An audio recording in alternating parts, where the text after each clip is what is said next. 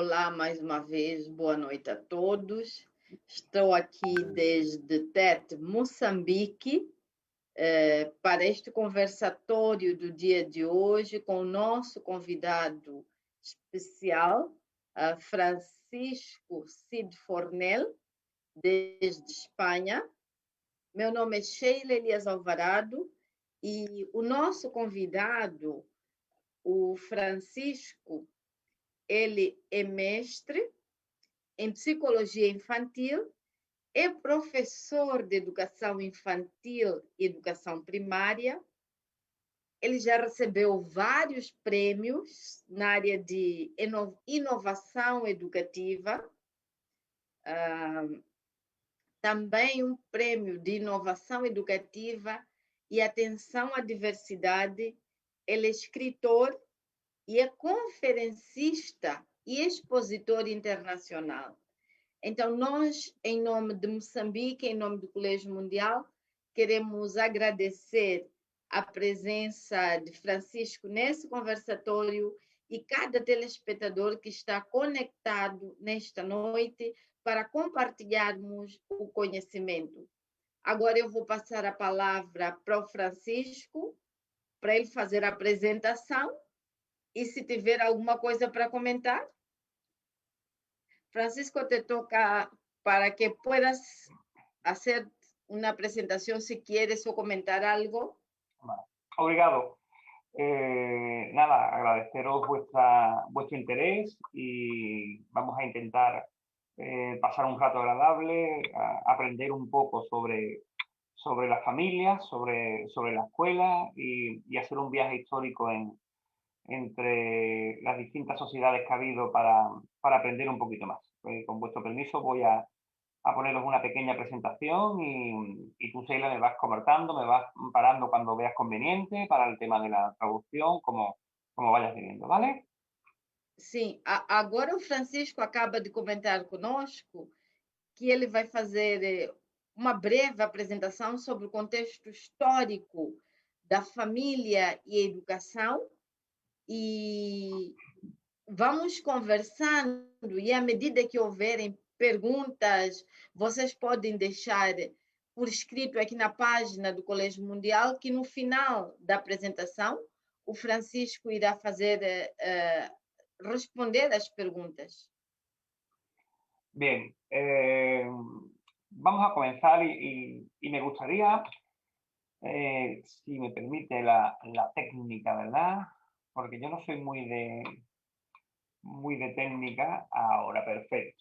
Bien, me gustaría que mirarais esta infografía y durante un momento son distintos elementos que podemos encontrar dentro de un colegio, dentro de una escuela, y me gustaría que de todos aquellos que estéis al otro lado, os voy a dejar solamente unos 15 o 20 segundos para que me digáis qué creéis que falta en esta infografía.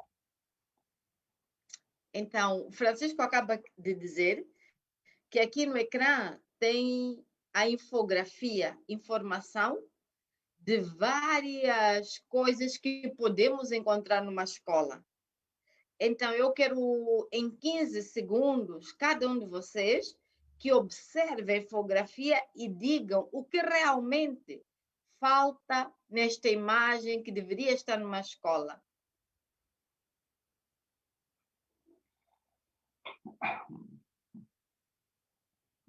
Bien, como veréis, hay muchos elementos. Está el profesor, está los lápices, las gomas, incluso deporte, calculadora, horario. Hay muchos elementos, pero hecho en falta uno que para mí es crucial, es fundamental, y es el elemento de la familia. No hay escuela sin la presencia de la família. Então, como vocês podem ver que aqui neste infograma temos professor, lápis, até a área do desporto. Só que aqui falta um componente extremamente importante que sem ele não existe a escola, que é a família. Sin embargo, esta familia, mira, a lo largo de la presentación os voy acompañando con imágenes. No me gusta escribir mucho, me gusta más hablar y representar con imágenes. Así que, como he dicho anteriormente, faltaba un elemento fundamental, que es la familia. Pero sin embargo, y no sé si os pasará allí lo mismo que me pasa a mí, pero parece que hay una batalla o una confrontación que lleva muchos años entre familia y escuela. Então, eu gosto de compartilhar através de imagens, não apenas através de textos. Então, como vocês veem nessa imagem, desde os tempos muito antigos, existe essa questão entre a família e a escola. Si veis la imagen, que puede parecer una batalla, ¿verdad?, entre mongoles, ¿verdad? Resulta que aquí nosotros, en nuestro país, en España, pues los jinetes que están detrás lo podemos simular como dos padres, un padre y una madre, que le están exigiendo al maestro que hay que ver cuántas vacaciones tienen, cuánto dinero gana y qué poco trabajan, ¿verdad? Esa es la idea que se tiene del concepto de maestro en muchos países, entre el cual desgraciadamente se encuentra España. Então, nessa imagem, eu quis representar, por exemplo, o genete da frente como professor e os que estão atrás como uma mãe e um pai, exigindo do professor que ele não trabalha muito, que ele não faz quase nada, qual é o salário do professor para justificar tudo isso. Infelizmente, essa é a nossa realidade na Espanha. Sin embargo, también le puedo dar la vuelta y los dos jinetes del final lo puedo transformar en dos profesores, en dos docentes, que le están recriminando al jinete delante, que en este caso es la familia, en la cual dice que hay que ver los niños qué poco educados vienen, hay que ver los niños qué mal socializados están, hay que ver los niños, entre comillas, qué poca cultura con referencia a las escuelas.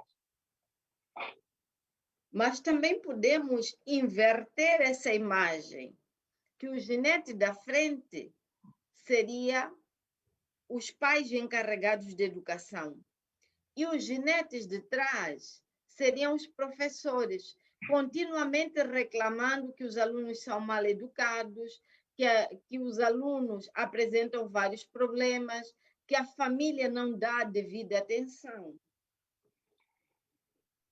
Y eso nos lleva a una conclusión, y es que no conocemos las realidades de los dos estamentos fundamentales, tanto de la escuela como de la familia. Por eso yo me propuse, durante estos 15 años que llevo de experiencia, abrirle las escuelas a las familias. ¿Para qué? Pues para que supiésemos lo que hacíamos cada uno y de esta manera poder respetarnos. Si no conocemos lo que hace otra persona, otro estamento, es muy difícil que se llegue a respetar. Então, o Francisco, durante os 15 anos, ele tem desenvolvido um trabalho, porque não é produtivo esse conflito entre a família questionando aos pais, nem os pais questionando. Então, ele criou um projeto de escolas abertas, onde, de maneira organizada, os pais encarregados de educação pudessem participar ativamente da vida dos seus filhos nas escolas e perceberem o trabalho dos professores dentro das escolas. Sin embargo, esa colaboración familiar, el hecho de que yo pueda dejar las puertas abiertas de mi aula, es muy complicado. Es muy complicado y varios son los pensadores, varios son los autores que han estudiado este fenómeno. Y en ellos destaco a tres investigadores españoles, en el cual estudiaron la relación que había entre la familia y la escuela. Então, nesses 15 anos, nesse trabalho que eu desenvolvi, vi que é muito complicado esse processo de abrir as escolas para a entrada das famílias. Mas eu quero me basear nesses 3 autores espanhóis que falam sobre este conflito de ter as famílias dentro das escolas. Por ejemplo, Núñez Cubero decía que lo que primaba era el resultado académico. Por eso no había una gran colaboración de las familias dentro del aula, porque al final lo que importa, lo que las familias desean, es una nota, un número, decir que su hijo vale 9, decir que su hijo vale 10. Y eso, en el imaginario popular, solamente es posible que lo haga con la preparación del maestro. Então, Núñez Cubero, este autor, nas investigações que ele efetuou, ele viu que o que primava nas famílias era o resultado acadêmico. Qual era a nota do seu educando? Se era 9 ou mais, por exemplo, em Moçambique, é de 0 a 20. Ortiz, que es otro investigador, decía que la escuela por sí mismo no estaba preparada para desempeñar una labor tan complicada como es la labor educativa. Yo siempre digo que educar es como operar, es como una clínica, como un quirófano. Y si el cirujano necesita de un equipo de personas a su lado para poder operar, un anestesista, una enfermera, un asistente, el maestro necesita también tener un equipo de personas a su lado para desarrollar la labor más importante que existe en el mundo, que es la labor de educar. Então, Ortiz, que é um outro autor, ele diz que a escola não está preparada por si mesma. E ainda ele faz uma comparação como uma sala de operação. O médico, por si mesmo, ele não pode fazer uma operação, ele precisa de toda uma equipe de instrumentalistas, de anestesiólogos e toda a equipe. Então, para que a escola avance, ela precisa de vários componentes, vários membros, várias pessoas para que esse processo avance. Y ese equipo, evidentemente, dentro de ese equipo tiene que estar la familia, eso es fundamental. Y el último autora, en este caso Tejedor Fuentes, decía que la escuela, había familias que la consideraban como 3 posibles opciones. La primera, como un sitio donde llevar a su hijo, porque no tiene otro sitio donde dejarlo. Digamos que era como una especie de guardería, como una especie de nido.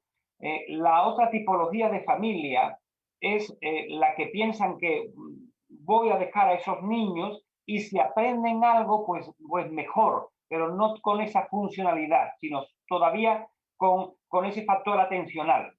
Y la tercera de las opciones, que es la que verdaderamente yo busco, que es la que necesito como maestro de familia, es llevar al niño al colegio o a la escuela, porque verdaderamente es positivo para su desarrollo integral y para su formación personal. Então, Tejedor Fuentes, que é o terceiro escritor, ele fala de 3 funções da escola, segundo o ponto de vista de pais encarregados. Alguns levavam os filhos para a escola simplesmente porque não tinham onde deixá-los. A segunda teoria é que os pais levavam os filhos às escolas, se aprendem bem, se não aprendem também não faz diferença. E tem a terceira, que é a escola como um lugar de formação integral. O Francisco Cid, ele defende a terceira posição, a escola como um lugar de formação integral do ser humano. Sin embargo, esa colaboración entre familia y escuela no es nueva, no surgió ayer. Lleva un bagaje histórico, un bagaje cultural, y antes de que existieran esas cuatro paredes que delimitan lo que mal llamamos escuela, la educación, el papel social, socializador, pues recaía en la familia a lo largo de los tiempos. Y ahora os quiero poner algunas pinceladas y algunos ejemplos de civilizaciones históricas de cómo han colaborado con la escuela, con la educación, con la enseñanza a través de la historia. Sim, ao longo da história, esta situação de família, escola, não surgiu ontem, ou seja, não surgiu há pouco tempo, é muito mais larga do que se pode imaginar. Agora eu quero representar com alguns exemplos. Y empezamos con esta imagen, con esta bonita imagen que nos representa el principio de los tiempos, la que es la prehistoria. Cuando yo hablo con los universitarios de aquí de España y tengo el placer de formarlos, siempre les digo lo mismo, que la primera colaboración real que hubo entre familia y escuela, entendiendo la escuela como el arte de enseñar, de instruir, de socializar, pues se dio cuando éramos prehistóricos, cuando estábamos todavía semierguidos. ¿Por qué? Porque en esa época donde no había maestros, donde no había escuelas, lo importante era sobrevivir, lo importante era casar y no ser casado. Y la manera de cómo alimentarse, la manera de qué herramientas utilizar, pues evidentemente ese aprendizaje se hacía con un aprendizaje que es milenario y que aquí denominamos el aprendizaje vicario, el aprendizaje por imitación, por observación, cómo salía el fuego, cómo era posible de crear trampas. Eso, que era lo que se necesitaba en esa época, era lo que te enseñaba tu núcleo familiar.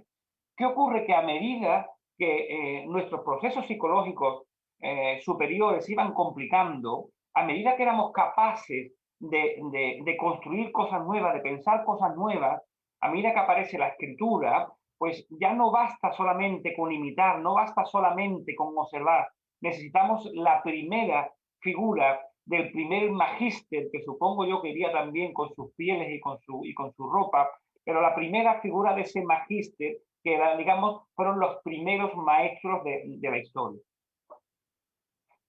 Sim. Então, essa imagem é uma representação da época pré-histórica.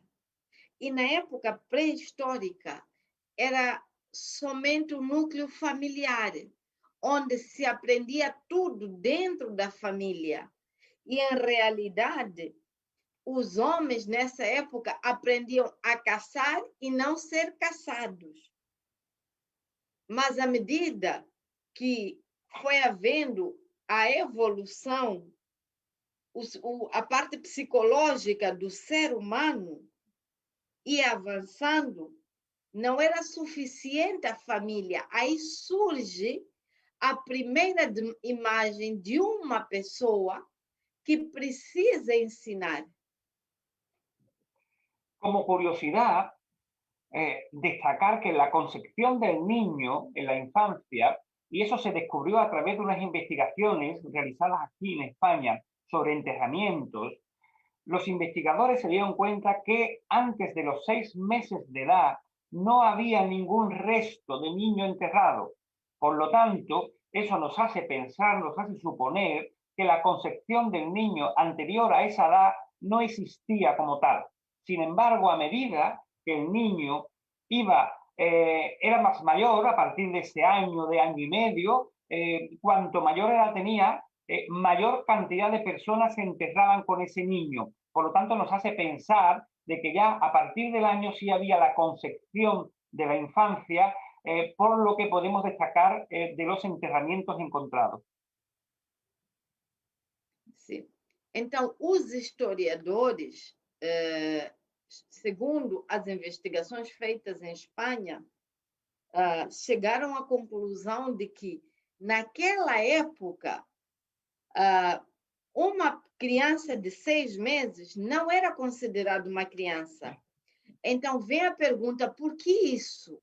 Porque em todas as escavações arqueológicas não encontraram nenhuma criança com menos de 6 meses. Então, chega-se a concluir, com base nesses estudos dos historiadores, que naquela época só se considerava criança a partir de 1 ano em diante. Damos un salto y nos vamos al Antiguo Egipto. Y en este Antiguo Egipto, cuya enseñanza era muy patriarcal, tanto es así que a la niña o a la mujer no se le permitía trabajar y al niño se le permitía realizar el trabajo que desempeñaba su padre. Si tenías posesiones, si tenías tierras, si tenías cierta riqueza, pues se le ponían unos instructores a esos niños para que pudiesen optar a un trabajo mejor, ¿verdad? Sin embargo, había una labor, un trabajo que sí podían desempeñar las mujeres y era el trabajo más importante que había en el Antiguo Egipto, que era el trabajo de escribana. Cuentan que las mejores escribanas de Egipto eran mujeres. Como otro dato también, los primeros ginecólogos, y me hace gracia porque es muy curioso, cuando una mujer estaba embarazada, no sé si habéis escuchado alguna vez la prueba de las ranas. La prueba de las ranas era una prueba que se hacía en España, en el cual se inoculaba la orina de una mujer dentro de una rana fértil y si la rana ovulaba, decía que la mujer estaba embarazada. Pues bien, esa prueba que se hizo en España sobre el año 1960, 1970, ya los egipcios ya lo hacían ellos anteriormente, pero en lugar de miccionar sobre la rana, lo hacía sobre cebada y sobre trigo. Y aquel cereal que germinase antes, pues indicaba que era niño o que era niña.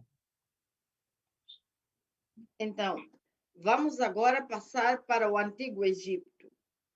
A cultura do Antigo Egito era patriarcal, ou seja, dava preferência aos homens.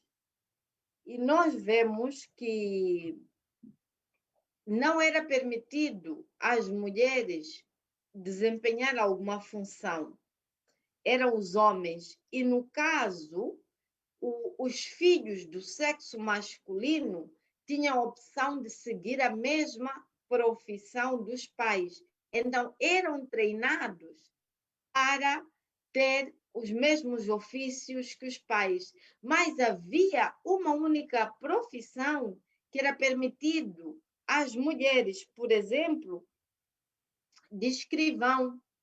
Aqueles que escreviam e eram geralmente os melhores da equipe eram sempre mulheres. E outro exemplo, por exemplo, no Antigo Egito, já se faziam provas de gravidez, que na Espanha, com todo o avanço, só começou nos anos de 1960. Mas na Espanha faziam com rã. Urinavam num vaso que tivesse dentro uma rã. Enquanto no Egito faziam essas provas de gravidez com trigo e cevada. Muy bien. Nos vamos a los griegos. Y los griegos, la antigua Grecia, tenían un concepto de la infancia completamente distinto. Ellos creían ya que con tan solo 2 años de edad, al niño había que someterlo ya a un frío extremo, a un calor extremo y a unas condiciones para fortalecer la infancia.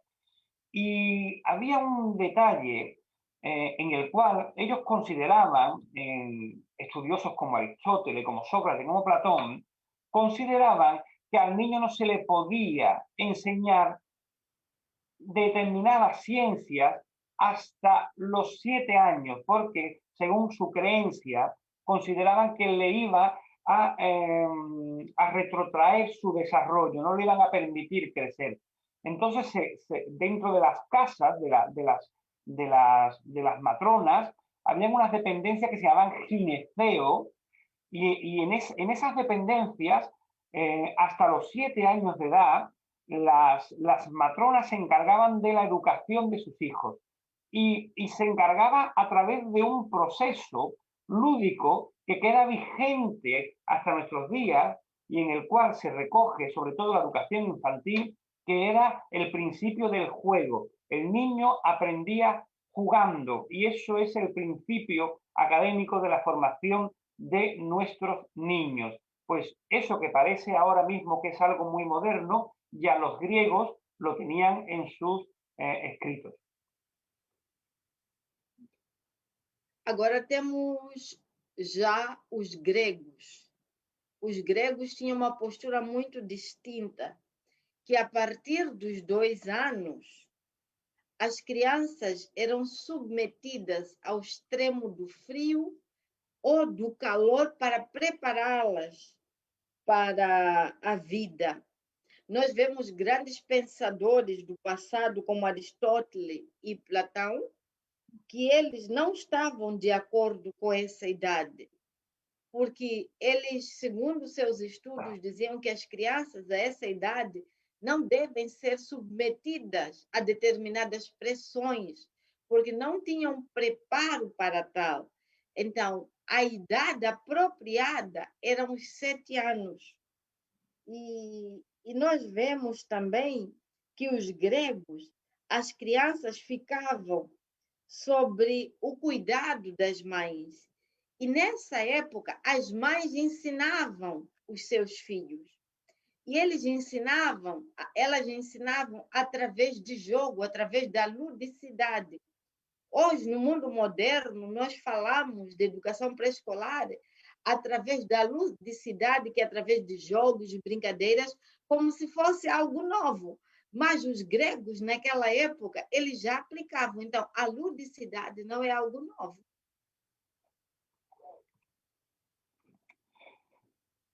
Pasamos de los griegos a la antigua Roma. Y la antigua Roma tenían cosas muy curiosas.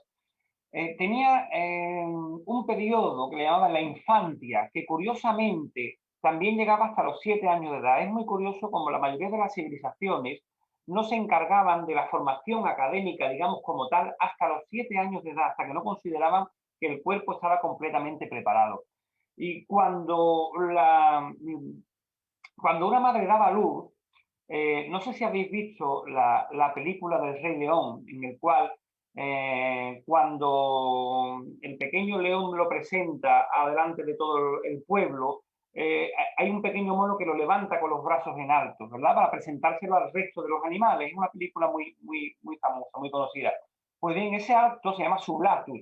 Y ese sublatus existió en la antigua Roma. Cuando una criatura nacía, se le presentaba al padre, y si el padre le daba el visto bueno, si ese niño no tenía ninguna deficiencia, si ese niño no consideraba que era digno de ser hijo de ese padre, el padre lo levantaba en volandas diciendo que era digno de ser su sucesor. En caso negativo, en caso de que ese niño no fuese digno para su padre, entre comillas, pues le esperaba un doble futuro. Una era la muerte, desgraciadamente, y el otro era la columna lactoria. La columna lactoria era una columna de piedra en la cual, en la plaza del pueblo, se depositaba a todos los niños que no eran queridos, no eran deseados, sobre todo niños pertenecientes a relaciones extraconyugales, niños de relaciones de prostíbulos. Entonces se colocaba y las familias que le hacían falta algún determinado niño, bien para ayudarle en sus labores o bien porque no podían tenerlo, lo cogían de esa columna lactoria. Como curiosidad, destacar que se le ponía una especie de collar que se le llamaba la bulla, en el cual la familia, pasado el tiempo, podía reconocer ese collar y saber que ese hijo era suyo para poder reclamarlo. Sim. Então, agora vamos passar para a antiga Roma. Na antiga Roma, a formação acadêmica começava a partir dos 7 anos. E é algo muito similar àquele filme O Rei Leão, o filme O Rei Leão chega um momento que ele é apresentado publicamente. O macaco levanta para apresentar à sociedade o seu filho leão, né? O Rei Leão. Então, na antiga Roma, era algo muito interessante. Os pais, principalmente o pai, se ele achasse que o filho era digno de ser apresentado, então, a uma determinada idade, levantava o filho em representação pública para informar a sociedade que era o filho dele. Esse era o contexto da família. Mas, se as crianças eram fruto do adultério ou tinham alguma deficiência física ou psíquica, tinham dois tipos de fins. Ou essas crianças eram mortas, porque eram indesejadas, ou eram colocadas num lugar público, com uma corrente que os marcasse sua identidade. E o fim dessas crianças geralmente eram levadas para servir como empregados domésticos ou na agricultura ou em alguma coisa.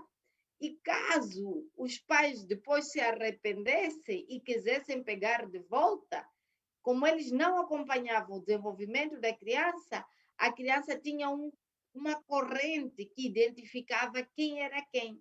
Esta era a realidade da antiga Roma. Y ese era el sublatus negativo. Si el padre lo acogía, si el padre daba el visto bueno, había un sublatus, entre comillas, positivo, en el cual se le ponía una corona de laurel en la puerta como medida de que, para decir, acepto este niño, acabo de tener un niño y lo quiero presentar a toda la sociedad, ¿verdad? También se le colocaba una bulla, pero una bulla distinta, una bulla de metal, una bulla de alto estaño y de alta alcurnia, como diciendo este niño sí es querido. Y había dos cosas muy curiosas. Una era el fajado. El fajado era cuando el niño nacía se le envolvía con una venda durante cerca de un año para que la posición del feto se volviese erguida. Ellos no esperaban la fase natural, sino que le hacían ese fajado, ese vendado para que se quedasen completamente erguidos. Y la primera parte que desfajaban, pasado ese tiempo, era el brazo derecho, porque para ellos la siniestra era algo malvado, era algo terrorífico. Y en la comida había muchos niños que desgraciadamente morían en ese periodo lactante al paso de la comida sólida. ¿Por qué? Porque a esa comida, esa pasta entre leche y pan, le echaban también salsaparrilla, porque tenían la creencia de que si a esos niños le picase alguna serpiente, que era uno de los temores que había en esa época, la salsaparrilla le iba a servir de antídoto. Fíjense vosotros cuál era el imaginario popular de esa época, ¿verdad? Então, só que além da parte negativa, tinha também a parte positiva. Quando a criança na antiga Roma era bem-vinda pelos pais, então geralmente nas portas colocavam uma coroa de folhas de louro. E também o que eles faziam? Eles enrolavam a criança durante um ano para que eles tivessem uma postura de firmeza. Eles não esperavam o processo natural do corpo do ser humano. Ok.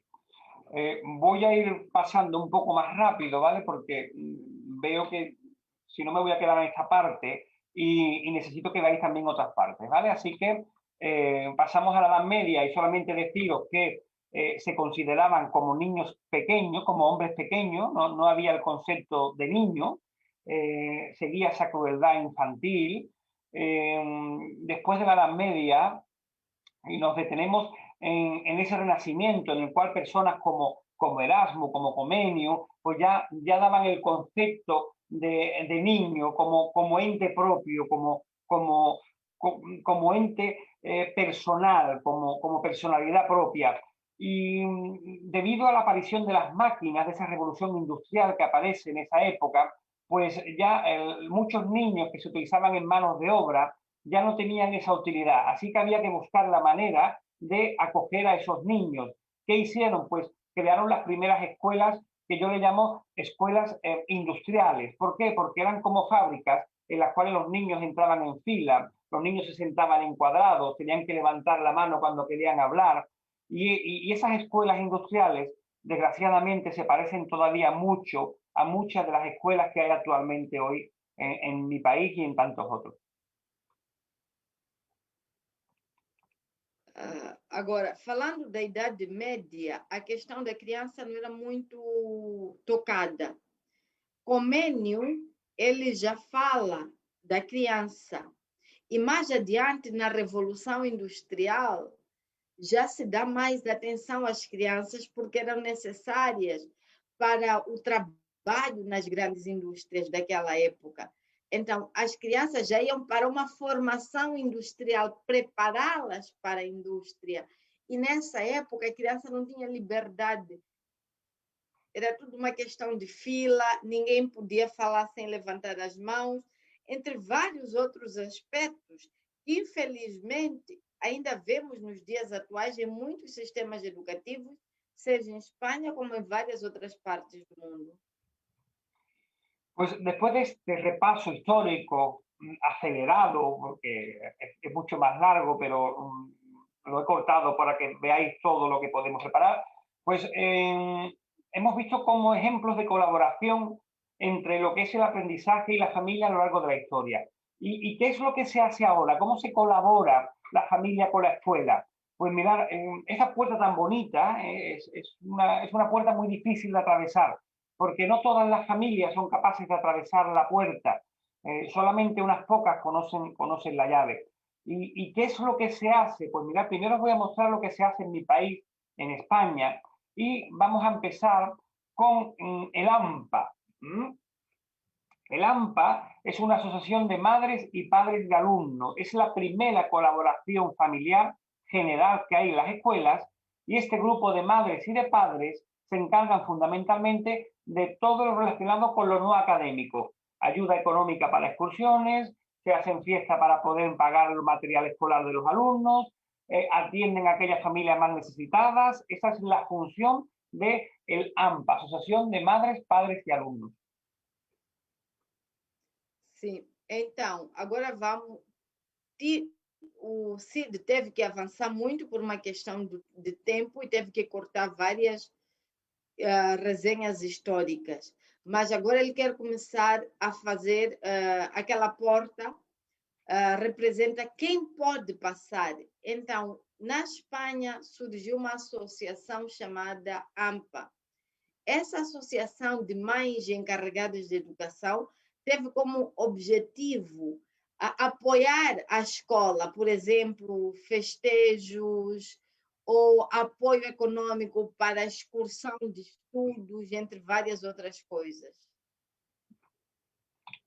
La siguiente colaboración es la tutoría y es la comunicación que tiene el maestro con la familia. Nosotros en España ahora, con este confinamiento tan grave que hemos tenido por motivo de la pandemia, no podíamos estar presentes en el aula. Así que tenemos que tener distintas comunicaciones. Lo hacemos por teléfono, lo hacemos por videollamada, etcétera. ¿Qué nos comunicamos? Pues cómo va el proceso de formación de su hijo, si lo está haciendo bien, si hay que mejorar algo, en qué podemos colaborar ambos estamentos. Esta es la función más importante dentro de la escuela, lo que se refiere a familia y escuela como profesor. Sim, o segundo aspecto para entrar pela porta é a tutoria. É verdade que nós, neste momento, temos que falar de um antes e um atual. Por causa da pandemia, tudo teve que se mudar. Por exemplo, antes fazia-se a tutoria presencial, onde havia uma conversa de como vai o avanço, como vão as coisas. E na atualidade, por causa da pandemia, por causa do confinamento para evitar os contágios, os professores tiveram que se reinventar com os pais através de uma chamada telefônica ou videochamada para acompanhar o progresso de cada criança. El tercer aspecto son los especialistas. Los especialistas son aquellos profesionales que ayudan cuando un niño en un centro educativo tiene un problema. Dentro de esos especialistas encontramos a los psicólogos, encontramos a los logopedas, encontramos a los formadores y le dan pautas a las familias para poder intervenir en su casa para ayudar a bien al comportamiento o bien a trabajar la necesidad que tiene un niño en concreto. Então, a terceira equipe de profissionais são os especialistas. Na Espanha, nas escolas, nós temos especialistas que, por exemplo, pode ser psicólogo, temos logopedas na área de linguagem, se há algum tipo de problema, assistente social ou fisioterapeuta, por exemplo, para apoiar no desenvolvimento das crianças, caso necessitam o apoio de um profissional. Colaboraciones puntuales. Mirad, este es un aula, esta es la aula mía de mi clase y estos son mi familia, los que me apoyan. Cuando hay algo que yo quiero resaltar, el día del libro, el día de nuestra localidad, yo le pido ayuda a mi familia para que de manera puntual ellos me decoren la clase o me ayuden a trabajarla. Então, aqui falamos da questão de colaborações pontuais. Por exemplo, se há alguma atividade especial, eu peço ajuda da minha família para me ajudar no processo da aula. El intercambio cultural es otra manera de colaboración entre familia y escuela. Se da mucho en muchos países de Europa en los cuales durante un periodo de 10 o 15 días un alumno va a la casa de otro alumno en otro país distinto para aprender sus costumbres, para aprender su manera de vivir, para terminar sus estudios y pasado ese tiempo es el otro alumno el que va a la casa de origen para hacer exactamente lo mismo. Es una de los ejemplos más claros de unión entre familia y escuela. Então, tem outra maneira de intercâmbio, que é o intercâmbio cultural. Por exemplo, na Europa, existe muito isso, que, por exemplo, uma criança de um país vai por 10 dias a 15 dias a outro país, numa determinada família, para conhecer a família e haver o intercâmbio cultural. E depois a criança retorna para a casa dos seus pais e essa criança que esteve no intercâmbio também abre as portas das suas casas para receber crianças de outras nações. Las convivencias cuando terminamos un curso, cuando terminamos un año, tenemos la costumbre de irnos con la familia durante una mañana o bien una tarde para bien tomar café, bien tomar un refresco. Es una manera de unión, de estar unidos y vamos comentándonos cosas distintas a las que nos comentamos en la tutoría, una manera más distendida. La figura del maestro, de la maestra, no es tan autoritaria, sino ya es mucho más relajada. Y es una unión, es una relación muy, muy bonita de hacer. Então, outro aspecto que é bastante usado na Espanha, que é a coexistência, que é uma reunião informal entre a escola e os pais encarregados de educação. É muito diferente de uma reunião dentro da escola, uma tutoria, como eles chamam, onde o professor e a autoridade aqui já se conversa assuntos escolares de uma maneira mais familiar, sem essa posição do professor como autoridade. Todo lo anterior son colaboraciones que no están tan regladas, ¿vale? A partir de ahora vamos a ver unas colaboraciones en las cuales sí se necesita que aparezca en lo que se denomina el proyecto de centro o la propuesta educativa, que es mucho más formal y es mucho más reglada. También se da en otros países, no solamente se da en España, y comenzamos con las comunidades de aprendizaje. Estas comunidades de aprendizaje es una relación entre familia y escuela que es maravillosa y viene muy bien porque se utiliza en entornos más precarios, en entornos más desfavorecidos, donde los niños tienen más problemas para adquirir los conocimientos. De tal manera que lo que se trabaja, los alumnos se dividen en mesas de 4 y 5 grupos y hay un familiar que se sienta en esas mesas para apoyar de manera más reducida en grupos de 4 y 5 niños, explicar los contenidos de manera mucho más directa y no a una clase entera donde se podría perder el alumno que tuviese más problemas para seguir la clase. Sim, por exemplo, nós usamos os sistemas de comunidades de aprendendo. Essas comunidades geralmente são necessárias em áreas onde as crianças apresentam mais dificuldades do que outras. Então, o que se faz? Separa-se a turma em pequenos grupos, numas mesas de mais ou menos 4 alunos. E nessas mesas convidamos aos pais de algum dos alunos para sentar de uma maneira menos técnica, numa linguagem mais simples, para transmitir o conhecimento de uma forma mais individualizada.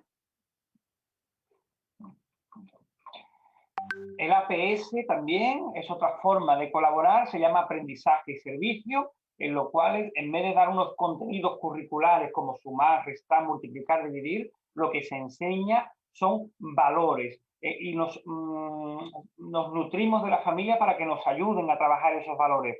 En esta ocasión, la imagen es una recogida de alimentos para personas necesitadas, entonces con la ayuda de la familia se va recopilando esos alimentos para dejárselos a las personas que más lo necesitan. Então, outra atividade que também se deve desenvolver são valores. O que se faz? Se faz uma espécie de um espaço onde as famílias levam algum alimento e ensinam as crianças a compartilhar com as crianças mais necessitadas, e geralmente com o apoio dos encarregados. Hay muchos ejemplos de APS, no solamente es la donación de alimentos, sino también hemos hecho campañas para recaudar donaciones de sangre, hemos hecho también campañas para limpiar los jardines cerca de nuestro colegio. Lo que se trata es de trabajar valores, ayudar a la comunidad y de paso el niño aprende de manera directa. Então, este é um exemplo, mas outro tipo de atividades também pode se desenvolver, por exemplo, levar a comunidade escolar a limpar parques próximos da escola, a ensinar a comunidade e a ensinar as próprias crianças de forma vivencial a cuidar dos seus espaços. Otra manera de colaboración son los talleres, como podéis ver en estas imágenes, que son tremendamente divertidos para los niños, en los cuales las familias vienen un día a clase y elaboran algo que ellos saben hacer, que han practicado o que se les da bien, como una manualidad, como una receta de cocina, para que todos los niños, a la vez que los padres, lo vayan haciendo dentro del aula. Então, também se organiza essa oficinas de atividades sociais, por exemplo, é convidado um pai ou encarregado de educação de vir à aula e fazer uma demonstração do que sabe. Por exemplo, pode ser uma aula de culinária, onde todos participam e depois eles podem compartilhar isso em casa. Gamificación es otra manera de colaborar con las familias, en los cuales a través del juego se le va enseñando contenidos a los niños. En esta ocasión, unos familiares están dramatizando un cuento para aprender una serie de valores y lo hacen todo a través del juego. Es un proceso colaborador muy, muy divertido. Sim, aqui nós temos a gamificação. A gamificação é quando se ensina a criança um determinado conteúdo através de uma representação junto com valores. Por exemplo, aqui nós temos uma encarregada que se fez voluntária de fazer uma apresentação em sala de aula de um texto através de uma representação teatral com o objetivo de passar valores para as crianças. semanas culturales donde las familias, junto con los alumnos, realizan trabajos en sus casas y se exponen durante una semana en el centro educativo para que pueda ser visitado por las demás familias. Es otra manera de colaboración con ellas. O el trabajo por proyectos, en el cual los niños tienen dudas y son, junto con los profesores y junto con la familia, los que se encargan de resolverlas a través de materiales hechos en casa o a través de actividades dentro del aula. E temos aqui outra maneira de trabalhar por projetos. Por exemplo, as crianças elaboram um projeto com os seus pais e apresentam na escola, ou então elas vão criando um projeto que podem intercambiar com os professores e depois apresentam. Y hemos visto una pincelada de lo que se puede hacer, ¿verdad?, en clase, pero hace cuestión de un par de años escribí un libro con las colaboraciones entre familias que se daban en los distintos lugares del mundo. Y ahora os voy a poner algunas, el libro se llama Cuestiones de Interés, os voy a poner algunas que me llamaron mucho la atención. Empezamos con la forma de colaborar que hay en México, en lo cual me puse en contacto con Miss Mari, que es una muy buena amiga, directora del Instituto Metropolitano de Monterrey, en el cual me comentaba que allí hay unas asociaciones de padres que le llaman comité, que se encargan de la gestión de determinadas apartados del colegio, del comedor, de la biblioteca, incluso de refuerzo educativo, etcétera, etcétera, etcétera. Ella no estaba muy de acuerdo con la idea, aunque puede parecer muy romántica, puede parecer muy bonita, pero por lo visto, según me contaba ella, dicen que hay algunas familias que esos padres tienen tanto poder que son capaces de quitar a un profesor si no le gusta cómo está llevando a cabo ese comité de padres. Então, por exemplo, tem um exemplo de México. Uma amiga que é profissional no México, ela comentava que as famílias faziam parte do comitê. Tinha seus aspectos positivos, mas tinha muitos negativos, porque eles não eram profissionais de educação e se eles não gostavam de determinados professores ou achavam que tal professor não deveria estar, então, aos seus critérios não pedagógicos, eles podiam despedir professores. Este es Perú, que seguramente conoces muy bien, Sheila, ¿verdad? Por tus raíces, y tiene una colaboración familiar que me encantó, que es el Día del Logro, que es muy parecido a los intercambios culturales que tenemos nosotros, en el cual, con todo el orgullo del mundo, con toda la belleza, junto con la colaboración de las familias, ellos presentan los trabajos que han hecho durante un cierto tiempo en todas las escuelas del país para que pudieran ser visitados. La verdad es que he tenido la ocasión de verlo y es una auténtica preciosidad. Então, por exemplo, no Peru, os alunos, junto com os seus familiares, apresentam projetos. Tem um dia muito especial que se chama o Dia do Logro, o Dia da Conquista. Então, as crianças fazem projetos educativos e apresentam para toda a comunidade escolar. En Cuba hay un acto maravilloso que es la graduación, ¿verdad? Y ese acto tan maravilloso, el cual es muy importante y toda la familia se vuelca, es el paso de la infantil a la primaria, en los cuales llevan un pañuelo en el cuello y las distintas etapas se lo van pasando el infantil, la primaria, el de primaria secundaria como paso de su evolución y como su transformación de niño, de pequeña flor a gran árbol, ¿verdad? Y me llamó mucho la atención porque tenía una buena amiga que me fue contando todo el sistema educativo de allí y esa colaboración, la verdad que me llamó mucho la atención, como podéis ver en esa imagen que tenemos ahí, que tiene ya muchos años, pero es muy bonita.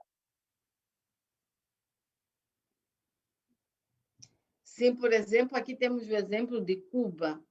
Cuba tem algo que a mim, como profissional, me chamou a atenção. Cada nível educativo, por exemplo, do infantil para o primário, as crianças marcham com um lenço no pescoço e com uma flor. E essa flor representa que as crianças estão passando de ser flores para árvores, porque fala do proceso de crecimiento. Tenemos también Santo Domingo, y esta escuela es muy bonita porque tiene la particularidad que se llama la escuela Café con Leche. Entonces me llamó mucho la atención y le pregunté a su directora por qué se llamaba así, y me dijo que se llamaba así porque tenía distintas tonalidades del color de la piel, más oscuro y más claro. Entonces decidieron ponerle a la escuela Café con Leche. Es una historia preciosa. Y cuando me puse en contacto con ellos para ver cómo era la colaboración entre las familias y escuelas, la verdad que estaba un poco desencantada porque decían que no colaboraban mucho. Incluso habían aumentado el número de horas que podían estar los alumnos en el colegio para que las familias pudieran visitarlos. Y al final lo que se conseguía es que los alumnos estuviesen más horas en el centro y las familias no acabaran por entrar dentro de los colegios. Então, por exemplo, em Santo Domingo, tem uma escola que se chama Café com Leite. E essa escola, a professora me compartilhava que ela não estava muito satisfeita porque tinha aumentado a carga horária e que os alunos ficavam mais tempo na escola que com as famílias. Esto es Suiza, en el cual la colaboración no es muy extensa, pero tienen un día en el cual pueden pedir cita con el director y durante ese día las familias van de oyente todo el día completo para ver qué es lo que hace su hijo. Esto, junto con Estados Unidos, en el cual tienen la función del voluntario y se necesita, para poder acceder a determinados colegios con distintos renombres, se necesita que tú tengas una cantidad de horas mínima de voluntariado, bien en biblioteca, bien en entrega de alimentos, bien en formación, para tú poder acceder a la educación con tus hijos. La verdad que es un sistema que lo tienen muy bien preparado.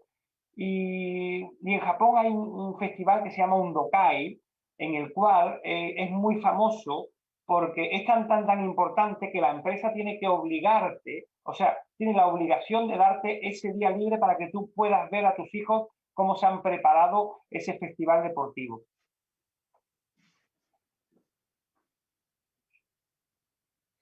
Sim. Então, aqui o Francisco dá um exemplo de Suíça, dos Estados Unidos e agora de Japão. Francisco,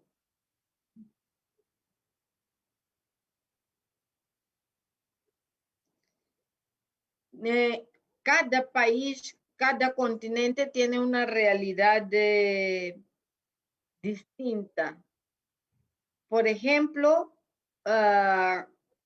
Europa, la gente hoy tiene menos hijos, se preocupa de cierta manera con las condiciones, con el tiempo.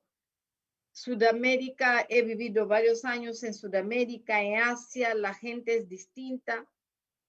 Acá en África, nosotros los padres somos más fríos comparativamente a Sudamérica. Entonces, muchos niños desde pequeños son cuidados por una tercera persona, no tanto con la madre, aunque la madre esté cerca. Entonces, ¿cómo hacer para que haya mayor colaboración entre las madres? Porque y como tú eres psicólogo, ¿qué dirías a los padres cuán importante es su presencia física en la primera infancia? La presencia es fundamental y lo que tenemos que hacer nosotros es dar facilidades. Tenemos que intentar dar todas las facilidades del mundo. En sitios donde cuesten trabajo, bien porque están trabajando o bien porque la desidia invade a algunas personas, lo que tenemos que hacer es intentar dentro de lo posible dar muchas facilidades, ampliar los horarios, dejar jornada de puertas abiertas, porque la presencia del niño, la presencia de ese padre, de ese madre, de ese abuelo en la vida educativa del niño es inolvidable. Yo siempre digo que yo le puedo enseñar mucho a ese niño, ¿verdad? Pero jamás podré quererlo como lo puede querer su papá o su mamá. Si conseguimos que sea ese papá o ese mamá el que le explique ese contenido para el niño va a ser inolvidable, sobre todo en la edad preescolar, en la edad infantil. Así que tenemos que intentar hacer un esfuerzo, incluso si está trabajando la mamá, pues que ese día venga un familiar o un abuelo o un primo. El caso es que alguien de su entorno familiar sea capaz de estar con el niño ese día para vivir momentos interminables. Claro, o que eu perguntei para o Francisco é como fazer com que os pais participem ativamente na educação e formação dos seus filhos.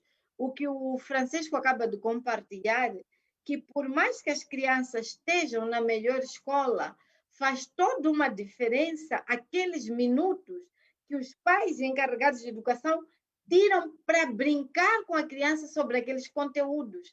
Esses conteúdos, essas crianças jamais irão esquecer. Se o pai está ocupado, então que converse com a avó para o apoiar naquele dia determinado. Mas essa construção na infância é importante e é indispensável. E outra pergunta seria que he leído de varios autores que dicen que la educación preescolar es más importante que cualquier otro sistema educativo.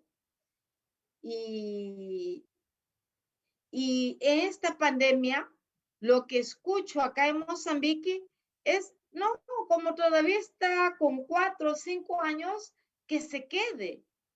Entonces, muchos de esos niños en esta pandemia, porque primero nosotros no tenemos en el sistema nacional de educación, no tiene educación preescolar. Están surgiendo algunos proyectos, pero no hay educación preescolar. La educación preescolar es privada, a donde la mayoría de la gente no son profesionales de educación, ni siquiera un curso básico. Entonces, son prácticamente guarderías. Y esa época de pandemia, los niños están más tiempo en la televisión. No tienen nociones ni de valores, ni de matemáticas, ni de comunicación. O sea, los prerequisitos para entrar al primer grado. Entonces, me gustaría que explicara a los padres las consecuencias de esta manera de pensar en la primera infancia. La primera infancia es fundamental. Además, la mayoría de los conocimientos, la mayoría de los recuerdos, dicen los que están de hecho, es que se forjan hasta los 6, 7 años. Por lo tanto, todo lo que aprendemos en esa época, desde el nacimiento hasta los 6 años, es de vital para la formación del niño. Si atendemos a la escuela como un sitio de guardar, al final estamos quitando validez a la potencialidad que tiene la educación infantil. La educación infantil es fundamental y sobre todo ahora en época de pandemia. Nosotros tuvimos mucho miedo de llevar a nuestros niños a las escuelas, pero se ha demostrado que ese contacto social, esa colaboración, esa cohesión, ese contacto de niño con niño, les está salvando a muchas familias porque terminan el colegio a las 2 de la tarde y ya no salen más de sus casas hasta el día siguiente. Gracias a ese contacto social que se está dando en la escuela, y puede parecer una perogrullada, pero hay niños ahora mismo que solamente están mirando la luz del sol la hora que está en la escuela, que estamos en el patio jugando.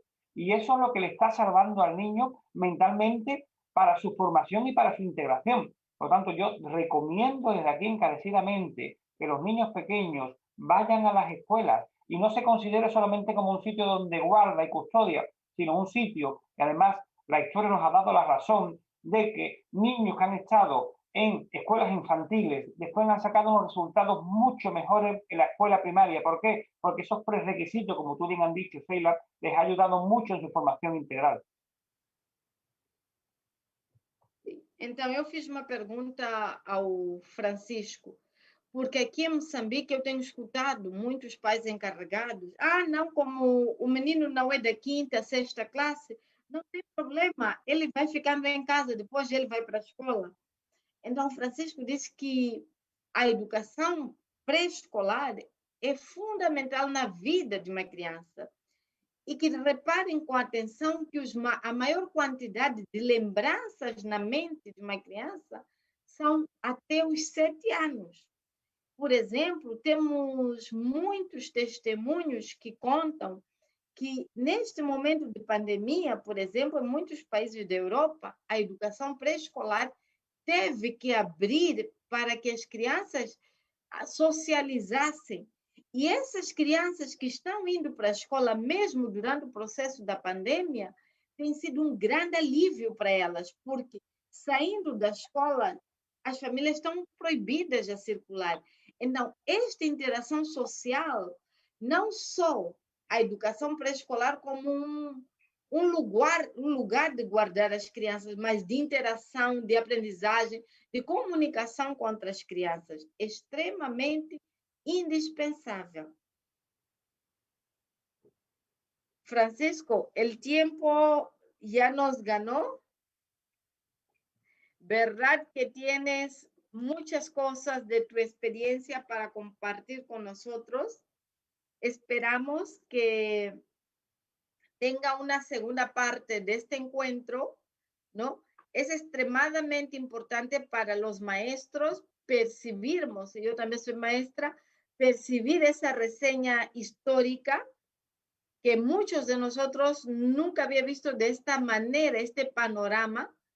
Te queremos agradecer y agradecer porque también estos conversatorios ya están teniendo entre 1,000 a 3,000 visualizaciones y es una gota en el océano para contribuir con la mejoría de la educación de Mozambique y del mundo, ¿no? Porque nosotros como maestros, ser maestro, tener un compromiso con la sociedad.